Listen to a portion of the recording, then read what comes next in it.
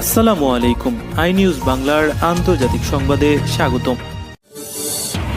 হিন্দুত্ববাদী সংগঠনগুলোর চাপে বছর আইপিএলে খেলতে পারবেন না pacer Mustafizur Rahman. Kolkata night Riders নিলামে কিনলেও তাকে বাদ দিয়েছে দলটি।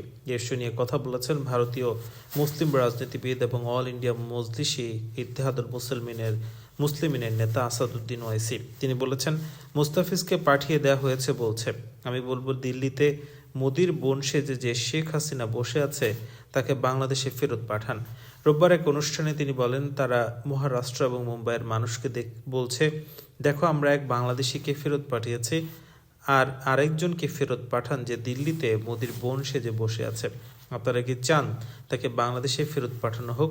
তাহলে স্লোগান তুলুন, নারায়ে তাকবীর, আল্লাহু আকবার। তিনি বলেন, মোদিজি শুনুন, আওয়াজ আসছে, তাকে ধরুন, বের করে বাংলাদেশে ফেরত পাঠান। জালগাঁওয়ে এক মুসলিমকে হত্যার কথা তুলে ধরেন ওয়াইসি। তিনি বলেন, জালগাঁওয়ের যে সন্তানকে হত্যা করা হয়েছে তাকে নিয়ে কেন আপনারা ক্ষুব্ধ হন না? মোদিজি ফাদনাভিসজি। ওয়াইসি বলেন, 2014 সালে মোদী সরকার ক্ষমতায় আসার পর প্রথম যে দাবিটি উঠেছিল তা ছিল পুনেতে মহসিন শেখের হত্যাকাণ্ডের বিচার। আবার জালগাঁও এবং সুলেমান পাঠানকে তার নিজের বন্ধুরে পিটিয়ে হত্যা করে শহীদ করে দিল। বাংলাদেশে যদি কোনো হিন্দু মারা যায় আমরা তার তীব্র নিন্দা জানাই। যারা মানুষ হত্যা করে তাহা আমরা তাদের জালিম বলি। জালগাঁয়ে যারা সুলেমান পাঠানকে মেরেছে তারাও জালিম, তাদের সমানভাবে নিন্দা করা উচিত। বাংলাদেশ হোক বা ভারত, মানুষের জীবন্ত জীবনই একজন হিন্দুর জীবনের যেমন মূল্য আছে, একজন মুসলমানের জীবনেরও তেমনি মূল্য আছে। অথচ আজ সব বিজেপি নেতারা টিভিতে গলা ফাটাচ্ছেন যে আমরা একজন বাংলাদেশি খেলোয়াড়কে ফেরত পাঠিয়ে দিয়েছি। আর শুনুন, আপনারা কি সবাইকে বোকা বানাতে চান?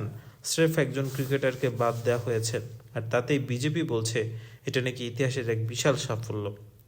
এখন শুনুন, ভারতের সাধারণ মানুষ, বিশেষ করে ভারত ও মহারাষ্ট্র আমার হিন্দু ভাই বোনেরা, আপনারা একজন ক্রিকেটারের চুক্তি বাতিল হওয়ায় মিষ্টি বিলি করছেন। তাহলে নরেন্দ্র মোদীকে গিয়ে জিজ্ঞেস করুন, এই বছর মোদী বাংলাদেশকে 120 কোটি টাকা দিয়েছেন কি দেননি? আমাকে বলুন, 120 কোটি টাকা অনুদান ও সহায়তা হিসেবে দেওয়া হয়েছে। 1160 মেগাওয়াট বিদ্যুৎ ভারত থেকে বাংলাদেশে যাচ্ছে। আর শুনুন আমার হিন্দু ভাই বোনেরা, গত 10 বছরে মোদী বাংলাদেশকে কত টাকার লেটার অফ ক্রেডিট দিয়েছেন?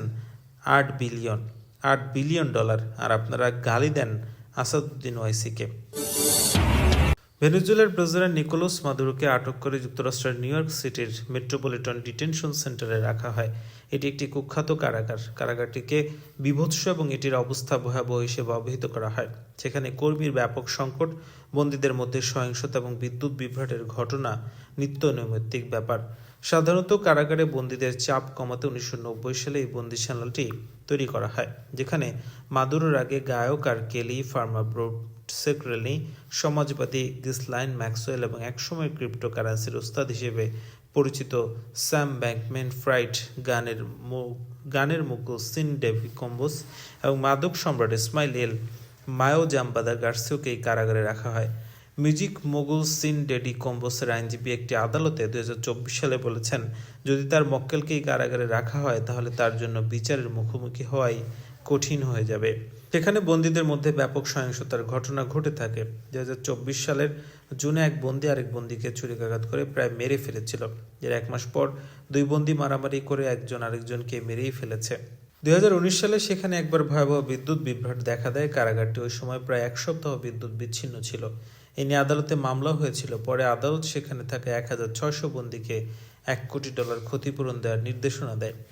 সবচেয়ে ভয়াবহ হলো, সেখানকার বন্দীদের তাদের সেলে একটানা কয়েকদিন বন্দি করে রাখে। সেখানকার পরিবেশ অত্যন্ত বাজে এবং টয়লেটও ঠিকমতো কাজ করে না।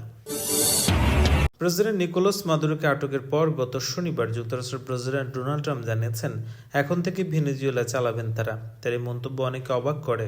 কিভাবে মার্কিন সেনাদের পাঠানো ছাড়া তিনি ভেনেজুয়েলাকে চালাবেন সে প্রশ্ন ওঠে। সংবাদ মাধ্যম বলছে, মাদুরোকে গত কয়েক মাস ধরে সরে যাওয়ার জন্য চাপ দিচ্ছিল যুক্তরাষ্ট্র। এর জন্য ক্যারিবিয়ান অঞ্চলে নৌকায় হামলা, তেলবাহী ট্যাঙ্কার জব্দ, এমনকি ভেনেজুয়েলার একটি ডকেও হামলা চালায়। কিন্তু মাদুরো এগুলোতে কর্ণপাত করছিলেন না। এর বদলে তিনি বিভিন্ন সময় নাচের ভিডিও প্রকাশ করছেন। এরপর ট্রাম্পের দলের কয়েকজন ট্রাম্পকে বোঝান যে মাদুরো আসলে তাদেরকে তুচ্ছ তাচ্ছিল্য করছে। এরপর তারা সামরিক উপায়ে মাদুরোকে উচ্ছেদের সিদ্ধান্ত নেয়। মার্কিন সরকারের এই একটি সূত্র সংবাদ মাধ্যমকে এসব তথ্য জানিয়েছে।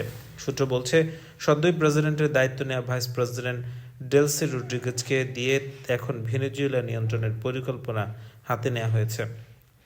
নিউ ইয়র্ক টাইমস জানিয়েছে, মাদুরোকে আটকের কয়েক সপ্তাহ আগেই তার স্থলাভিষিক্ত হিসেবে ভাইস প্রেসিডেন্ট ডেলসি রড্রিগেজকে পছন্দ করে রাখে যুক্তরাষ্ট্র। তিনি ভেনেজুয়েলার তেল শিল্পের ব্যবস্থাপনাকে বেশ ভালোভাবে সামলাচ্ছেন, যা ট্রাম্প প্রশাসনকে অবহিত করেছে, আর এই কারণে তাকে দিয়ে ভেনেজুয়েলা চালানোর পরিকল্পনা নেওয়া হয়। বিষয়টির সঙ্গে সংশ্লিষ্ট সূত্র জানিয়েছে, যখন এ নিয়ে আলোচনা হচ্ছে তখন ট্রাম্প প্রশাসনের কর্মকর্তাদের মধ্যস্থতাকারীরা জানিয়েছেন, ডেলসি রড্রিগেজকে দায়িত্ব দেওয়া হলে ভবিষ্যতে তিনি ভেনেজুয়েলা যুক্তরাষ্ট্রের বিনিয়োগকে রক্ষা করবেন। নাম প্রকাশ না করার শর্তে এক মার্কিন কর্মকর্তা ডেলসিকে বলছেন, আমি তার কেরিয়ারকে দীর্ঘদিন ধরে ফলো করছি, তাই আমার ধারণা ডেলসিকে এবং তিনি কি করতে পারবেন। আমি বলছি না ডেলসি ভেনেজুয়েলার সমস্যার স্থায়ী সমাধান, কিন্তু তিনি এমন একজন যার সঙ্গে আমরা কাজ করতে পারবো, যেটি মাদুরোর সঙ্গে আমরা করতে পারছিলাম না। নিকোলাস মাদুরোর বদলে ডেলসি রড্রিগেজকে দিয়ে ভেনেজুয়েলার পরিকল্পনা যুক্তরাষ্ট্র আগে থেকেই করে রেখেছে। সেখানে নোবেলজয়ী মারিয়া কুরিয়া মাচাদোকে রাখেননি ট্রাম্প। যদিও 2024 সালে নির্বাচনে বিরোধী দলকে তিনি একত্রিত করেছেন এবং ধারণা করা হয় তার সমর্থিত দলই নির্বাচনে জয়লাভ করছে। গতকাল যখন মাচাদোর ব্যাপারে ট্রাম্পকে জিজ্ঞেস করা হয়, তখন ট্রাম্প বলেছেন, ভেনেজুয়েলাকে চালানোর মতো জনসমর্থন মাচাদোর নেই। অথচ মাদুরোকে আটকের কয়েক ঘন্টা পর এক বিবৃতিতে মাচাদো বলেছেন, ভেনেজুয়েলার দায়িত্ব নেওয়ার জন্য তিনি প্রস্তুত। ট্রাম্প শুধু মাচাদোকেই বাদ দেননি, তার মিত্র এবং মাদুরোর সঙ্গে নির্বাচনের প্রতিদ্বন্দ্বিতা করা এডমুন্ড গঞ্জালেজের নামও তিনি উচ্চারণ করেননি, যেখানে গঞ্জালেজ বিপুল ভোটে জিতেছেন বলেই পশ্চিমারা জানিয়েছিল। মার্কিন কর্মকর্তা জানিয়েছেন, বর্তমান প্রেসিডেন্ট ডেলসি রড্রিগেজের সঙ্গে তাদের সম্পর্ক হবে তিনি তাদের নীতি কতটা কার্যকর করছেন সেটির উপর ভিত্তি করে, এমনকি তিনি যুক্তরাষ্ট্রের স্বার্থ রক্ষা না করলে পরবর্তী সামরিক ব্যবস্থাও নেওয়া হতে পারে। যদিও রড্রিগেজ নিকোলাস মাদুরোকে আটক করা নিয়ে তীব্র প্রতিক্রিয়া জানিয়েছেন।